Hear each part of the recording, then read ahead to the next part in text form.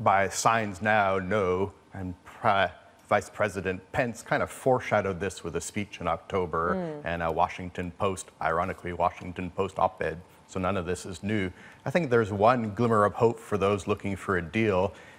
President Trump often runs his own foreign policy, particularly when it comes to trying to strike deals with leaders. So it wouldn't surprise me if the Chinese are hoping that President Trump's foreign policy might be a little bit different than Vice President Pence's foreign policy when it comes to the meeting at the G20. Do you think, because to me, listening to Vice President Pence speak, he referred to President Trump on numerous occasions. Even some of the same phrases, the language he used, felt to me like it could have been President Trump speaking. Yeah, I said small glimmer of hope. I don't think there will be a deal, but when it came, there was movements by the U.S. government to crack down on, I think it was Huawei or ZTE, right. And then President Trump seemingly personally intervened and saved the company. So there are some signs where President Trump, in his desire to make deals, does change a little bit the U.S. policy positions.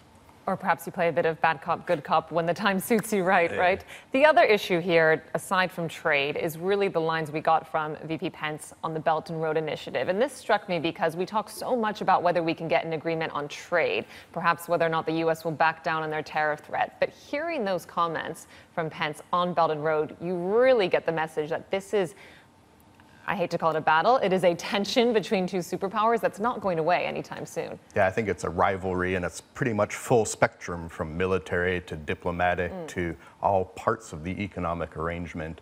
And Papua New Guinea benefited from this because the United States, New Zealand, Japan, and Australia together committed to upgrading Papua New Guinea's energy grid from 13% coverage to 70% in a way that is quite different than the Belt and Road Initiative works. So there are some benefits to smaller countries from this rivalry. That's interesting. And there you get really some indication of these countries moving ahead, working together despite those tensions that are out there. As Eunice pointed out, though, many of these other countries across Asia Pacific are trying to figure out where we go from here in this new world order, if in fact these tensions aren't going away. Are they in a very tricky position?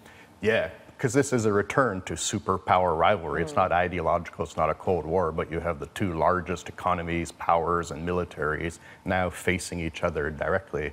And Prime Minister Lee from Singapore foreshadowed that smaller countries may be forced to choose something they've all tried to avoid to do. But now it's getting more difficult. But as I say, you can benefit because you can get money from both China and the US and Japan for infrastructure if you play it well.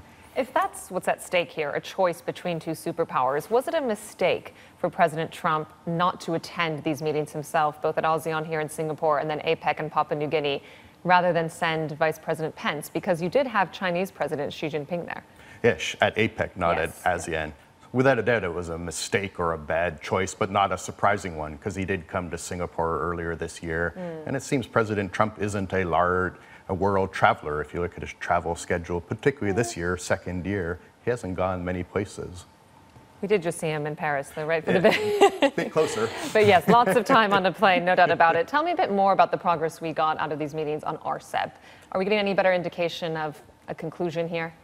No. So the language was at the beginning of this year, and Singapore pushed really hard that they'd get something, a substantive conclusion with a majority of the chapters finished.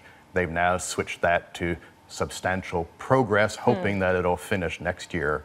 But if they're 6 years into negotiation and a majority of the chapters, including the most sensitive, are not completed, it's hard to see why a few more rounds will change the dynamics. Hey everybody, it's Hadley Gamble from our new CNBC Middle East Bureau in Abu Dhabi. Thanks for stopping by. Now to watch more, you can try one of the videos that just popped up on your screen. And don't forget to subscribe.